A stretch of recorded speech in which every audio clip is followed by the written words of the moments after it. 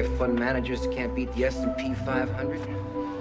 Because they're sheep, and sheep get slaughtered. The numbers told the story, they always do.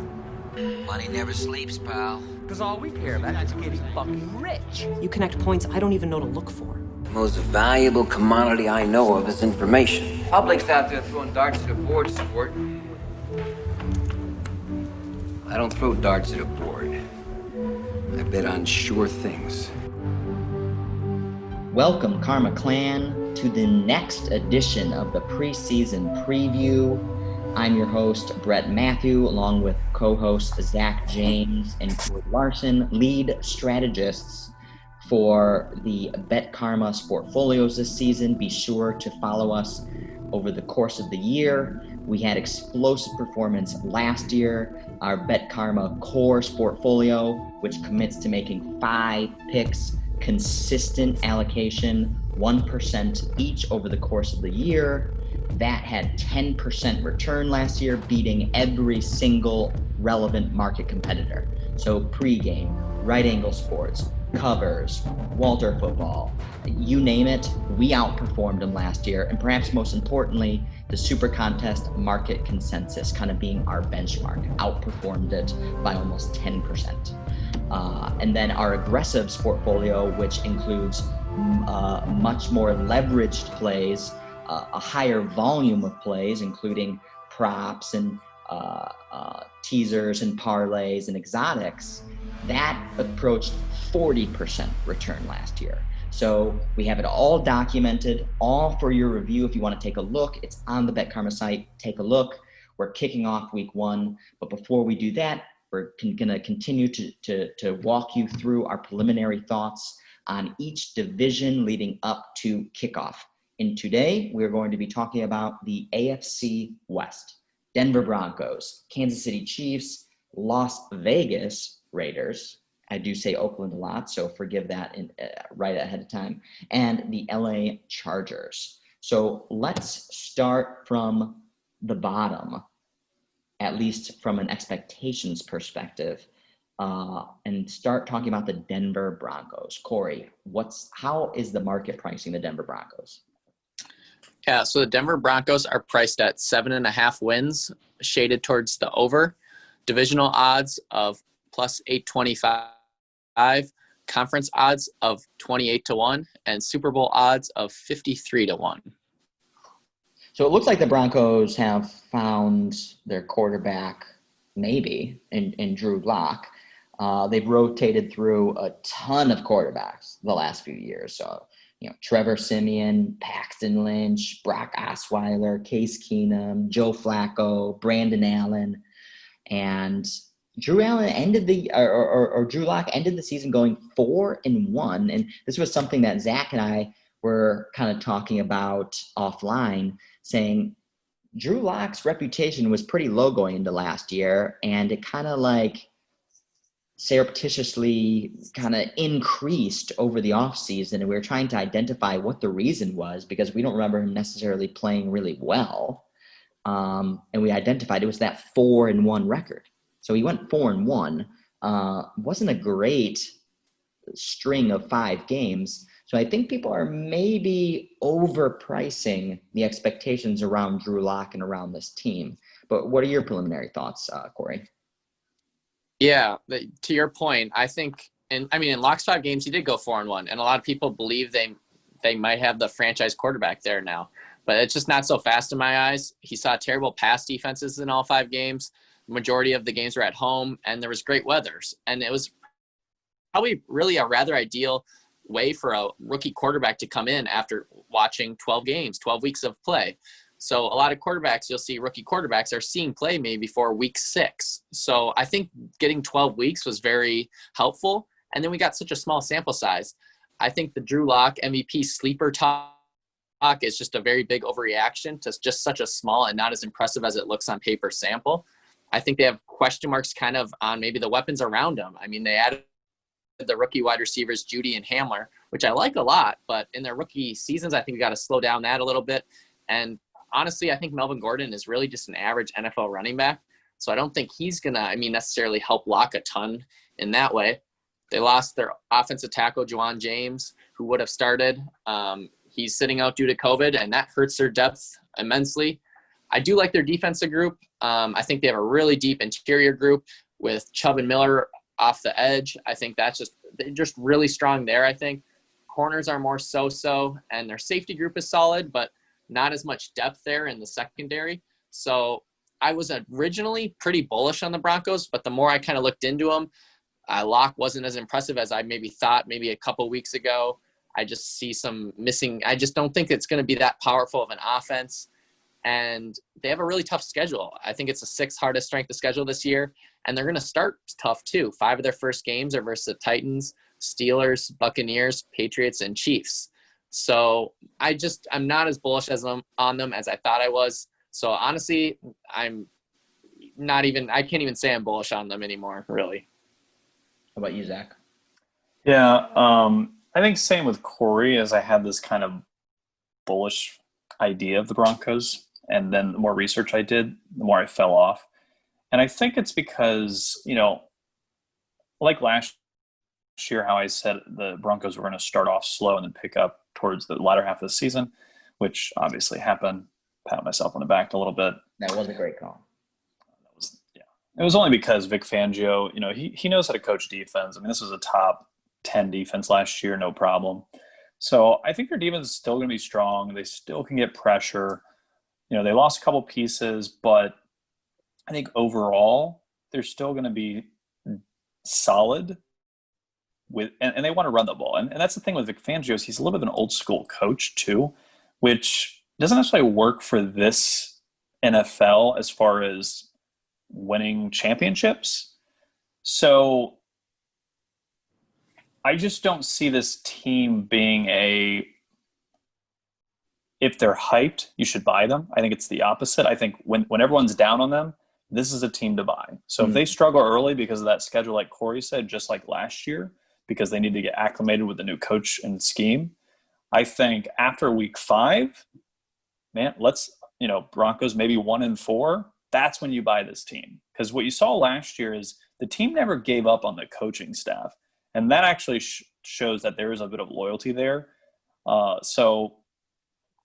It's hard to gauge on a season total type perspective of this team. So I think your best bet with this team is, with the rookie receivers, coming in with Drew Lock getting situated, Noah Fant in his second year, Cortland Sutton's still young. So there's a lot for this offense to really figure out still. And the defense is going to keep them steady. So, yeah, I would just kind of monitor. After a few losses, when the market's really down on them, that's when it's a good time to buy them. Yeah, I totally agree with that assessment. I think this is a team that you sell high and buy low. And one of the reasons for that being is, we just don't have enough tape on Drew Lock to really assess his upside potential. I think what we can see is the market has higher expectations for him than it sounds like most of us feel is warranted at this time. But I wouldn't say I looked at him and said he just sucked and he's gonna be a bad quarterback. I mean, because he's got the weapons around him. Lindsey, Gordon is, it's a pretty good duo, and they still have Royce Freeman. So I think that's a pretty decent 3-headed monster. I think I agree with Corey that you can't upgrade this team because they got because they added Gordon. He's past his prime. I mean, running backs drop off quickly, and I think he has. I mean, basically, you get one serious injury, and then you're never going to be the same. And I think that's going to be the case with Melvin Gordon. But I think he's still, if he's going to play in a running back committee approach, I think he can still be potent. And then there's a lot of upside that we see across the wide receiver crop. So obviously, Cortland Sutton really broke out last year. I think he is a legitimate talent. But then, there's less proven talent across the rest of the board with a lot of promise, but not a lot of on-field production, either because they're rookies or just have high ceilings, but still haven't performed. Noah Fant showed flashes at tight end last year and then didn't show up other times. So kind of remains to be seen. I'm going to be curious. They got a new offense coordinator, Pat Shurmur from the Giants, this year. The offense was putrid for most of last year. Flacco led the team for half the season, finished in the bottom third of most categories, including passes over 20 yards. And that included Drew Lock, in fact. So he had his first few games, he was kind of letting it rip. And I feel like that reputation stuck. But over the last 3 games, he was mostly just a dump-off queen. And so his confidence was clearly rattled. So it will really be curious to see how he comes out at the beginning of next season. What's not going to help him is the offensive line. Very shaky. Gave up 40 sacks last year. So I think Luck's mobility will help, but that's definitely going to be a weakness of this team. And then to Zach's point, the defense is still robust. So it was 10th in the league last year, and that was mostly without Chubb for almost all of it. Any kind of key pieces on defense that were lost in the offseason were replaced with equal potency. So lost Chris Harris, but added A.J. Boye. They also added Jarrell Casey to the defensive line from the Titans. So I think that's an underrated signing. So they're going to have a good defense. I think that's fair to say, especially if they stay healthy, especially with a defensive-minded coach. It's all going to be about how does Drew Lock perform, and of course, the asterisk across every team that we're going to discuss is can they stay healthy. The other thing I wanted to point out too, just as a last point on the Broncos, is most teams, are not going to have home field advantage this year with no fans. Teams like the Packers, the Saints, the Vikings, these are teams that really rely on that home field advantage, and it clearly counts for them. The one thing here is the Broncos' home field advantage is usually baked into the atmosphere, and that will still be present. So when you're kind of handicapping the value of home field, I feel like you should discount it across almost every team. But teams like the Broncos, I feel like, are still going to have a home edge even without the fans. So I'm kind of with you guys. As I started out bullish, then I got a little bit bearish. But now I'm in between. I can't get a rhythm or a sense of confidence. I don't have a high conviction view of this team. If anything, I'd kind of go with Zach and say maybe the team starts off slow, and if they do, that's the time to buy. I think this is going to be a good team to take, the plus 3.5, plus 4 points type situations. So let's move on.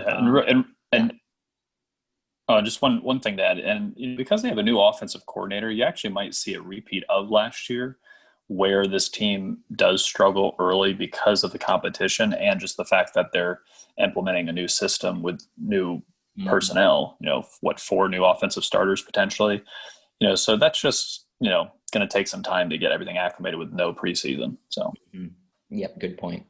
So let's move on to the LA Chargers. What's the prices on the LA Chargers, Corey? Yeah, so they're over under. I know a couple days ago was for sure 8. I think it's slipping to 7.5 now. I'm not sure if that's totally Derwin James, maybe a little bit of the Mike Williams news as well, but that's around 7.5, 8. Divisional odds of 10-1, conference odds of 35-1, and Super Bowl odds of 67-1. Let's start with you on the Chargers, Zach. Yeah, well, for the Chargers, I'm not too high on the Chargers this year, and obviously we just heard that they lost Derwin James for the first 8 weeks, which, who knows how long it's going to take. They did add Chris Harris Jr. in the offseason, but he's kind of started to kind of slip. Kind of like Aqib Talib is, these cornerbacks like Richard Sherman, like we mentioned on the other pod the other day, they're only so good for so long, sadly. So once they start to go, the question is how quickly and how fast do they go? Now, obviously, they still have, like Casey Hayward and whatnot. And then obviously their front lines where their strength is. So, their defense, I feel like, is probably going to be less consistent in the back end, though they have more depth in the secondary. But they don't have, kind of like your A-list secondary guys.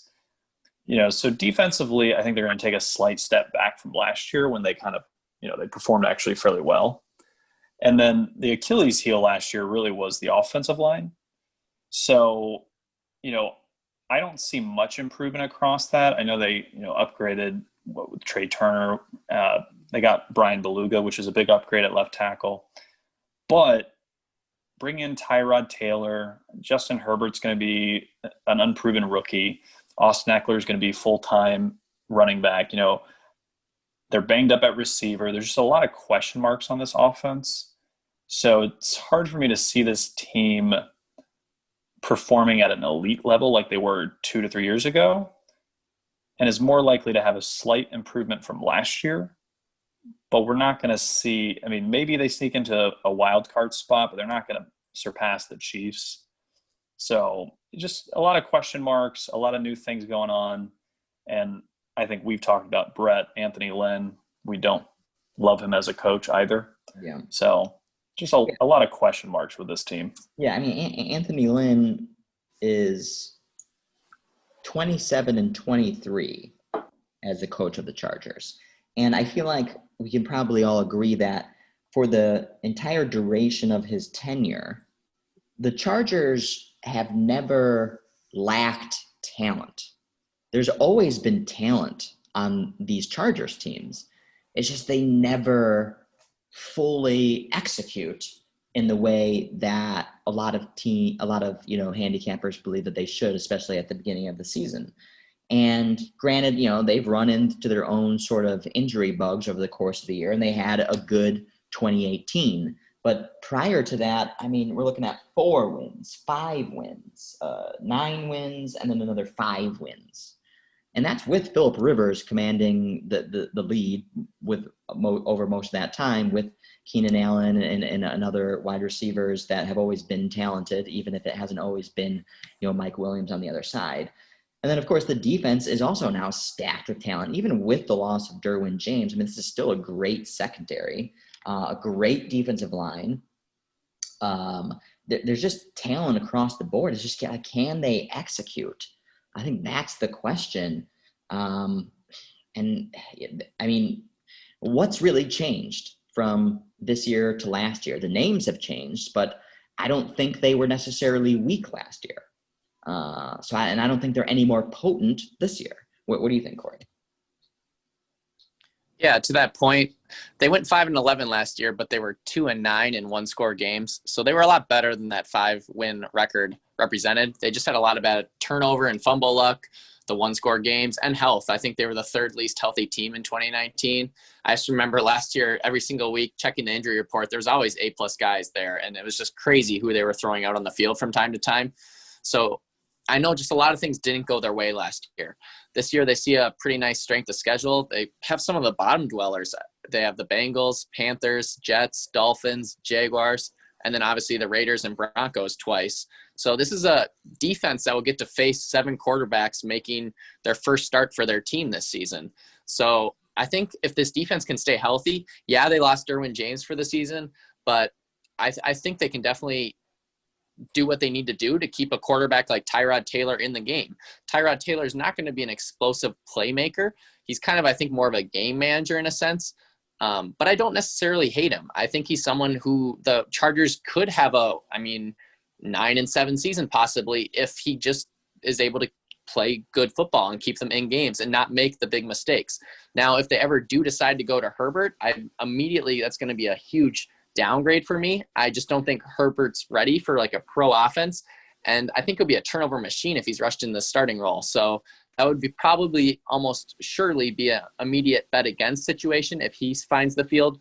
But overall, I can't say I love the Chargers this year, but I think their schedule, with as easy as it is, it's, I think, the 5th easiest schedule on the season. I think that's going to keep them pretty competitive and close to a playoff spot, honestly.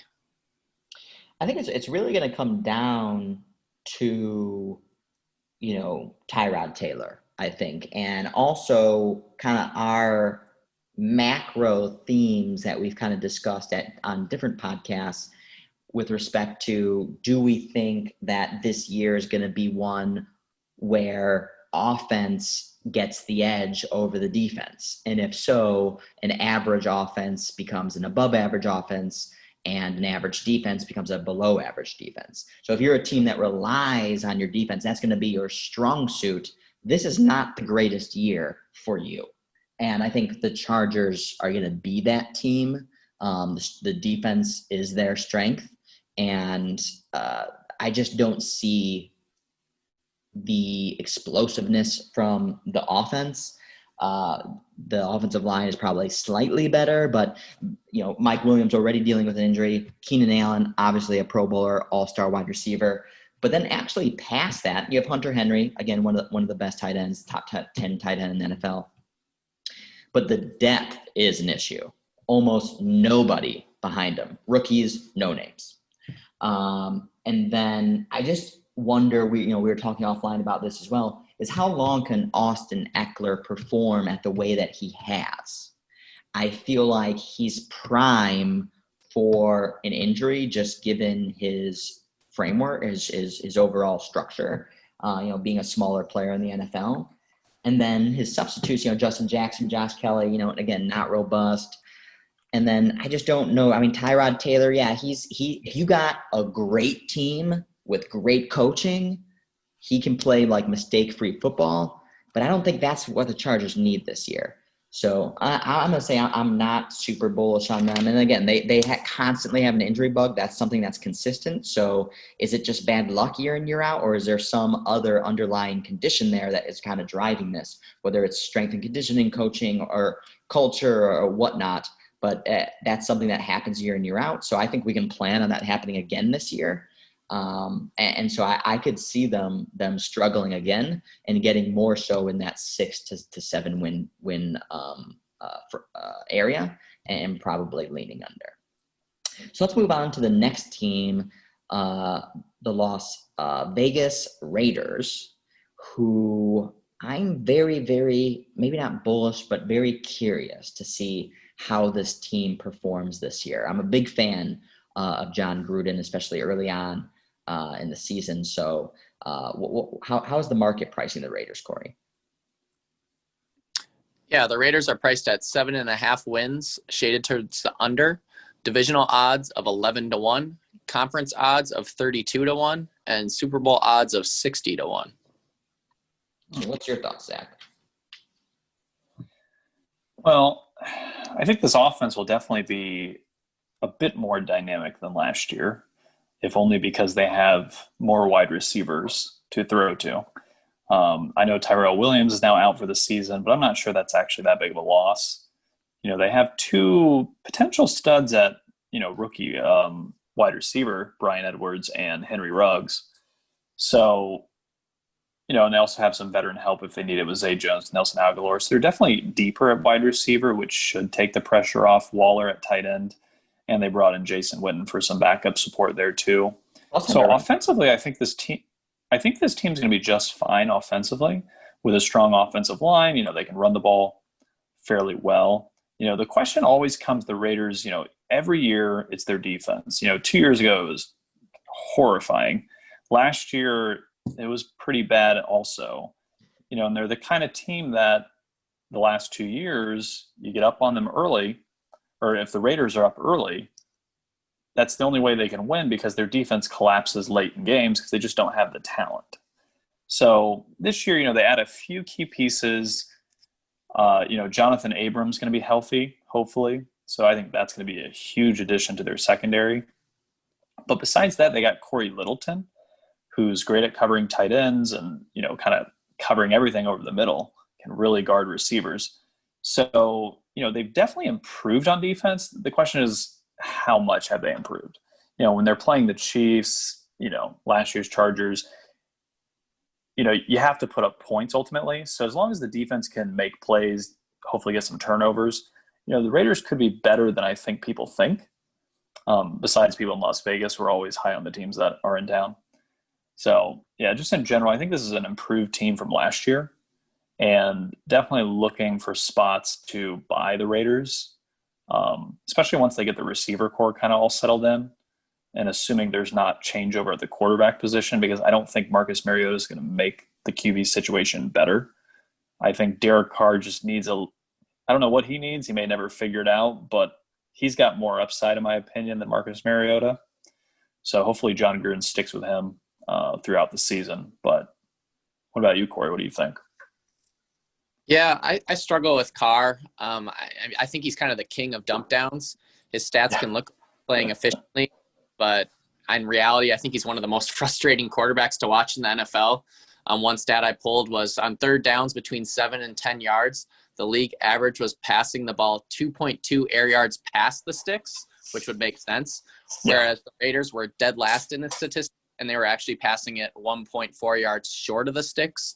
So it's just a team that I don't think always played maybe aggressive. And I don't know, I think a lot of it is on Carr, just looking at some of his decision-making. He'd just turn to the running back so often and just toss it off. So some of that, losing Tyrell Williams, I wonder how much that will affect it. Yeah, maybe he doesn't throw to him as much as he maybe should be, but will that maybe even greater, like increase that short passing that Carr is so prone to? So I worry about that a little bit offensively. I do like Jacobs. I think he's going to be even a bigger workhorse for them this season, and I think he's going to really come into form. I look at their start of their schedule, and that's kind of where I see some concern. This team, they're going to need good leadership, I think, in the locker room. So I think that's going to be something to look at.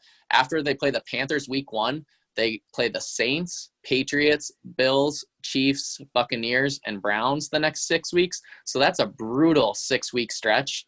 Where, I mean, all 6 of those teams are definitely looking towards the playoffs. So the Raiders are going to have to come to play early on in the season if they're going to want to be relevant late in the season. So I really have some questions about them. They just have a really hard strength of schedule. I do think they spent their money where they should in free agency on their defense. They added, there's maybe 4 or 5 names on that defensive side of the ball. So I think they did focus where they needed, but I can't say that I'm too optimistic about them. The Raiders, Chargers, and Broncos, I can't really say I'm too excited about any of those 3 teams. So I would say the upside on the Raiders, I think they have a high ceiling. I don't know what the floor would be. I think if things fall apart, they could be a 4-win team. But I think if everything breaks right, this is a team that, when we're going through our power rankings and et cetera, when they perform at the best of their abilities and if things break right for them, I think they're a double-digit win team. I think Derek Carr has the talent and the physical attributes to be a great quarterback. It's about getting his mind right. And because those stats that you brought up, Corey, those are totally fair and some of the biggest criticisms of him. Thing is, what kind of, as a consequence of that timidity, is he also does not turn the ball over. So he doesn't fumble, he doesn't throw interceptions. Last year threw for 4,000 yards, 21 touchdowns, 8 interceptions.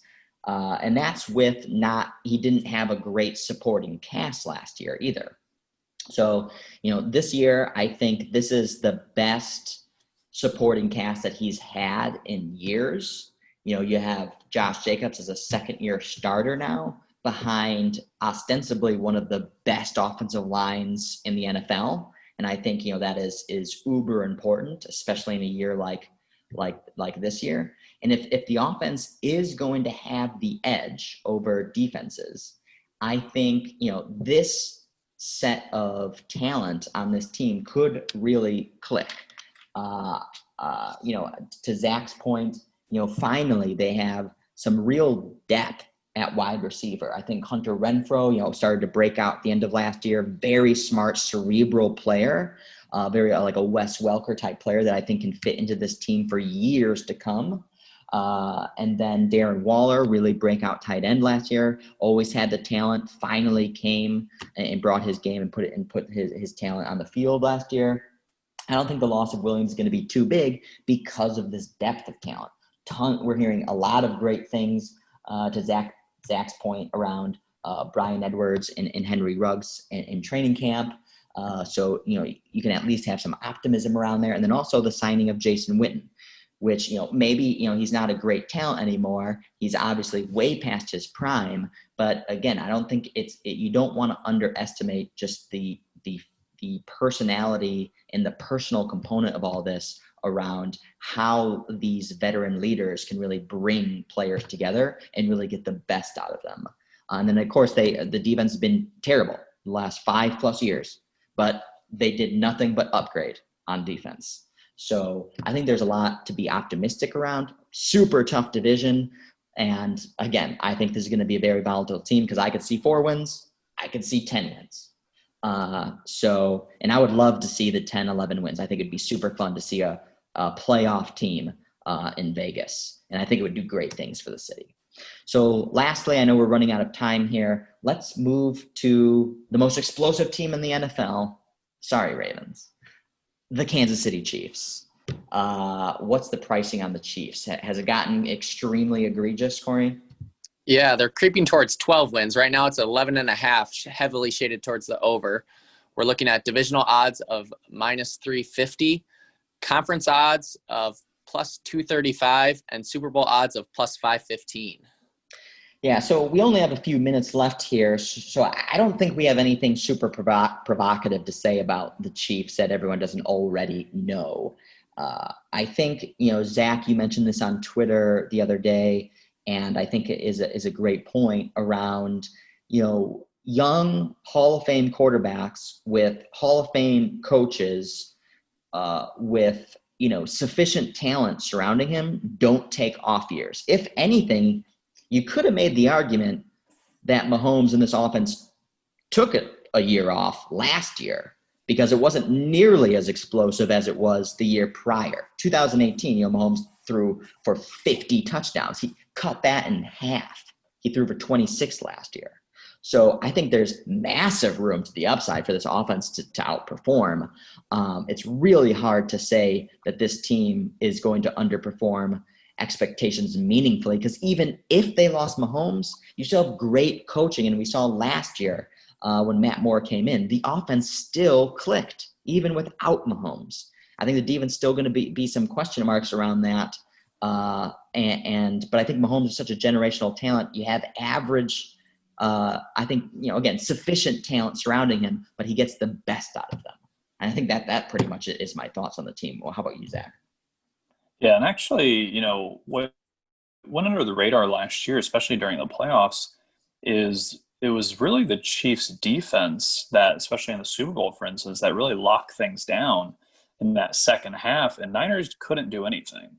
So, as much as we, Patrick Mahomes threw that 50-yard bomb to Tyreek Hill and kind of got the offense going, but, it was really the defense shut the door, 3 and outs in the fourth quarter, not letting Garoppolo get comfortable, so this defense has never been amazing. It's always been a struggle with this team, but unlike years past, last year, they were finally able to make plays. They were finally able to get stops. They were finally able to get pressure on the QB. They were still, bottom 15, 20 defense overall, but that's kind of the key to this team is you have to have some defense. You have to get off the field. We saw with the Patriots a few years ago versus the Eagles in the Super Bowl. Their defense was terrible that year, and they gave up 45 points to Nick Foles in the Super Bowl, right? So you have to have some defense. And I think if the Chiefs can have some defense again this year, and, Tyrann Mathieu staying healthy, he's kind of the linchpin to that back half, Chris Jones, if those guys can stay healthy and they can still remain cohesive, I don't see how the Chiefs do anything but outperform last year's regular season. Yeah, to your point, Zach, I'll keep this short and sweet. I think they were an offsides penalty away in the 2018 AFC Championship game from probably winning the Super Bowl. And we'd be looking at a team that's back-to-back Super Bowl champs. And they're going to be returning 10 of their 11 starters on both sides of the ball this year from last year. So this is a team that's coming into the year, and I think they're going to be very confident, and they're going to expect to win the Super Bowl. So that's really simple and sweet. That's the only way I look at it. Yeah, and I think to both your points, the defense is probably still going to be their biggest weakness. I think they really kind of brought things together and really outperformed down the stretch of the end of last year. But I think, this is a defense that's still going to give up 25, 30 points a game. But if you have an offense that scores 35 points a game, then, you're going to be good. And again, as we've kind of talked about ad nauseum across all of our different podcasts and our season previews, if the edge is going to be to the offense, look out for KC this year, indeed.